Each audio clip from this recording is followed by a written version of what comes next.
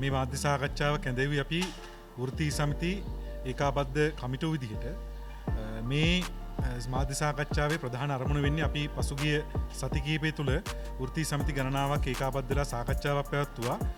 විශේෂයෙන්ම මේ ආණ්ඩුව බලයට පත් වුණාට පස්සේ ආණ්ඩුව ඉදිරියට ආර්ථිකය සම්බන්ධයෙන් ඒ වගේම වෘත්තීය සමිති ව්‍යාපාරය සම්බන්ධයෙන් පොදුවේ රටේ ආර්ථික ප්‍රතිපත්ති සම්බන්ධයෙන් ක්‍රියාත්මක කරන බලාපොරොත්තු වන වැඩපිළිවෙල පසුගිය අයවැය හරහා නිශ්චිත කරන එකට ලක් වුණා.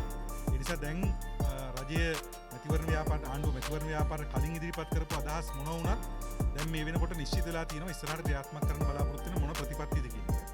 ඒ ප්‍රතිපත්ති සම්බන්ධයෙන් වෘත්තීය සමිති ව්‍යාපාරය තුළ බලපතල ප්‍රශ්න ගැටලු සහ යම්කිසි ආකාරයක විරෝධතා නිර්මාණලා තියෙනවා.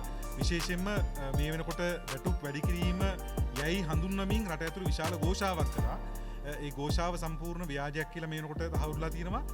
මොකද ඒකට හේතුව ලංකාවේ පළවෙනි වතාවට අයවැයකින් වැටුප් වැඩි කරලා පස්සේ වෘත්තීය සමිති වැඩ වර්ජනය කරන්න පටන් ගන්න තියෙනවා. නැත්නම් ඒ සමහර ක්ෂේත්‍රවල වැඩ වර්ජනයෙන් පටන් ගන්න තියෙනවා. ඒකෙන්ම පැහැදිලි වෙනවා මේ වැටුප් වැඩිවීම ඇත්ත කාරණා නැද්ද කියන එක. ඒ වගේම පෞද්ගලීකරණයට අදාළව රනිල් වික්‍රමසිංහ පාලනය විසින් සහ පොදුවේ ලංකාවේ නව ලිබරල් ධනවාදී ආර්ථික මොඩලේ විසින් ගෙනාපු වැඩපිළිවෙලක් තියෙනවා රටේ රාජ්‍ය ආයතන පෞද්ගලීකරණය කිරීම සඳහා රාජ්‍ය ආයතන දියකර හැරීම සඳහා.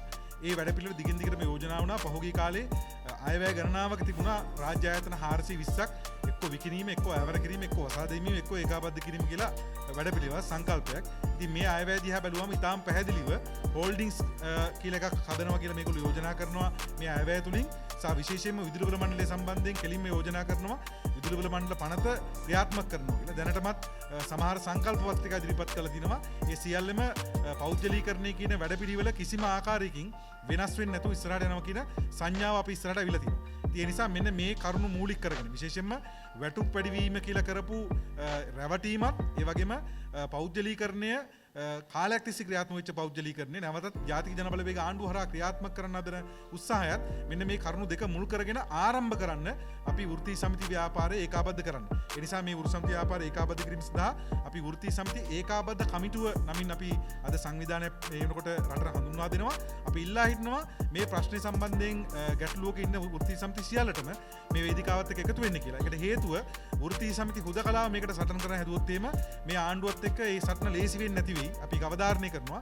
ඒකට හේතුව වෘත්තීය සමිති කරපු වෘත්තීය සමිති වල වැඩ කලාව දන්න වෘත්තීය සමිති වල සටන් කලාව දන්න සහ වෘත්තීය සමිතිය ඇතුලේ තවමත් විශාල නියෝජනයක් පවතින රජයක් තමයි බලයට ඇවිල්ලා තියෙන්නේ. ඒතකොට ඒකම තමයි පාවිච්චි කරන්න හදන්නේ.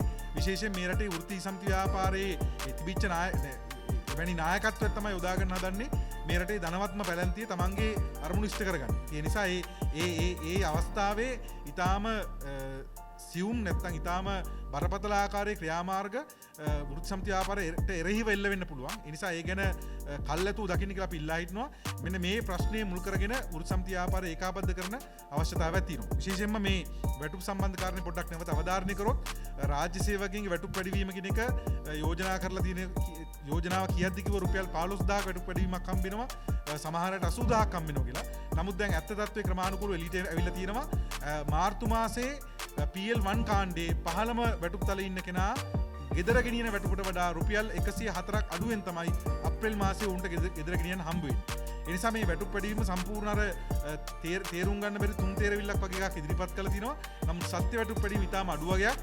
මේක ඉලක්කම් වලින් ගත්තොත් එහෙම බිලියන 110ක් වෙන් කරනවා කියලා කිව්වා වැටුප් වැඩිවීම සඳහා. ඒ බිලියන 110 රටේ ඉන්න සමස්ත රාජ්‍ය සේවකයන් 14,60,000න් බෙදලා බැලුවාන් පස්සේ එක මාසයකට වැටුප් වැඩිවීම ලැබෙන්නේ රුපියල් 6,200කට ආසන්න ප්‍රමාණයක්.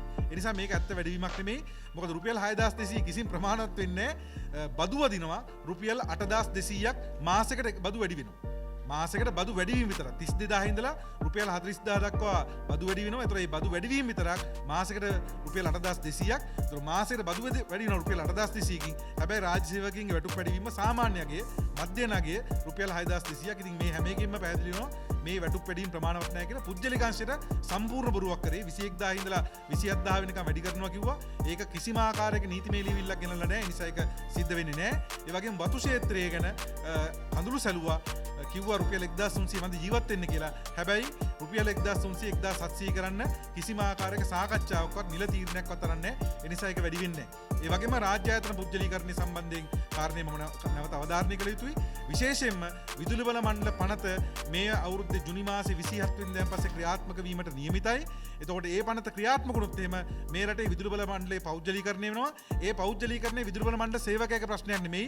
මොකද මේ ආණ්ඩුව පහුගිය ආණ්ඩුව හැම එකම මතයක් හැදුවා විදුලි බල මණ්ඩල ඉන්න සේවකයින්ට පඩි ගෙවන්න කියලා තමයි මේ තත්ත්වය උදා වෙලා කියන එක සම්පූර්ණ මිත්‍යාවක්. වැටුප් වලට යන 100%යි ඉතුරු වියදම් විශාල ප්‍රමාණයක් තියෙනවා තවත් කාරණා ගණනාවකට. ඒ නිසා ඒ විදුලි බල මණ්ඩල සේවකයාගේ වැටුප් පෙන්නලා මේ පහුගිය කාලේ උත්සාහ කරා පෞද්ගලීකරණය කරන්න. දැන් මේ ආණ්ඩුවත් තවමත් ඒ පෞද්ගලීකරණය සම්බන්ධයෙන් කිසිම විධිමත් අදහසක් ඉදිරිපත් කළ නැහැ. කන්සෙප්ට් පේපරයක් ඉදිරිපත් කරා ජනවාරි මාසේ අග. ඒ සංකල්ප පත්‍රිකාවට අනුව පෞද්ගලීකරණය අයින් වෙන්නෙත් නැහැ. ඉන්දියාවත් එක්ක ගැට ගන්න එක අයින් වෙන්නෙත් නැහැ.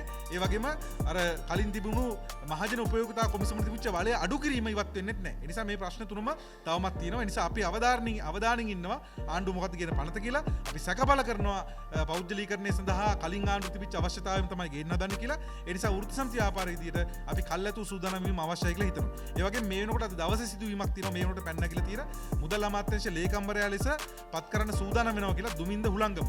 මේක ඉතාම බරපතල පත්කිරීමක්. දුමින්ද හුළංගමු කියලා කියන්නේ වාණිජ්‍ය මණ්ඩලයේ සභාපති. ඔහු මේ රටේ ප්‍රකට විගණන ආයතනයක් වන අර්නස්ට් ඇන්ඩ් යං ආයතනයේ විධායක ප්‍රධානියා ප්‍රධාන විධායක නිලධාරියා. ඒතර ඔහු ගෙනල්ලා මේ පුටුවේ වාඩි කරනවා කියලා කියන්නේ මෙතන බැඳියාව අතර ගැටීමක් පැහැදිලි වෙනවා. දැන් අපි දන්නවා ජනාධිපති කෙනෙක් හම්බන්තොට පත් කරාන් පස්සේ හම්බන්තොට පාරවල් හදලා තිනවා අඩි 100 පාරවල්.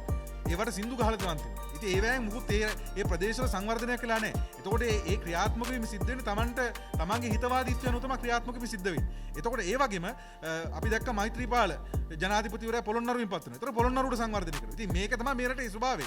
එතකොට වාණිජ්‍ය මණ්ඩලයේ සභාපති කෙනෙක්ලා වාඩි කරාන් පස්සේ මුදල් අමාත්‍යාංශයේ පුටුවේ පැහැදිලිවම ඔහු බෙදන්නේ ඔහුගේ හැන්ද වැඩ කරන්නේ වාණිජ්‍ය මණ්ඩලයේ ඉන්න අර ධනවත්ම පැලැන්තියර. මේ රටේ බදු මුදල් ගෙවන්න නැතුව ඉන්න, ඒ වගේ මේ රටේ ධනය ඩොලර් විදියට රටෙන් පිටට ගෙනියපු මේ ඇතිවලා තියෙන අර්බුදයට සම්පූර්ණ වගකිය යුතු පැලැන්තියේ නියෝජිතයෙක් තමයි වාණිජ්‍ය මණ්ඩලයේ සභාපතිවරයා තමයි මුදල් අමාත්‍යාංශ ලේකම් ලෙස වාඩි කරන්න හදන්නේ. ඉතින් ඒ නිසා මෙතන සම්පූර්ණ මේ ක්‍රියාත්මක වෙන්නේ වෙන කාගේද න්‍යාය පත්‍රයක්. මේ වාඩි කරන්න හදන අය මාක්ස්වාදී ආර්ථික විද්‍යාව දන්නයි නෙමෙයි. මේ වාඩි කරන්න හදන අය සමාජවාදී ගැන දන්නයි නෙමෙයි. අනුතර දන්න අයවත් නෙමෙයි. එතකොට මේ අය වාඩිුණා මේ පුටුවල ක්‍රියාත්මක වෙන්නේ නව ලිබරල් ප්‍රතිපත්තිය. කොටින්ම දුමින්ද උලංගමු කියලා කියන්නේ හිටපු ජනාධිපති ගෝඨාභය රාජපක්ෂගේ ආර්ථික උපදේශකෙක්. ඒ නිසා මේක තමයි යන ලයින් එක. ඒතකොට මේකට එරෙහිව අපි හිතන වෘත්ති සමිති ව්‍යාපාරයේ බලයක් ගොඩනැගිය යුතුයි. සියලු වෘත්ති සමිතිවල අපි ආරාධනා කරනවා මේ මධ්‍යස්ථානයේ මේ ගොඩනගන හදන මූවමන්ට් එකත් එක්ක එකතු වෙන්න කියලා. ඉදිරි කාල පරිච්ඡේදයේ අපි බලාපොරොත්තු වෙනවා මේක තවත් පුළුල් ගොඩනගෙමින් මේ රටේ වෘත්ති සමිති ව්‍යාපාරයට කම්කරු ව්‍යාපාරට අවශ්‍ය තීරණාත්මක නායකත්වයක් අවශ්‍යයි. ඒ නායකත්වය ලබා දීම සඳහා අපි මැදිහත් වෙනවා.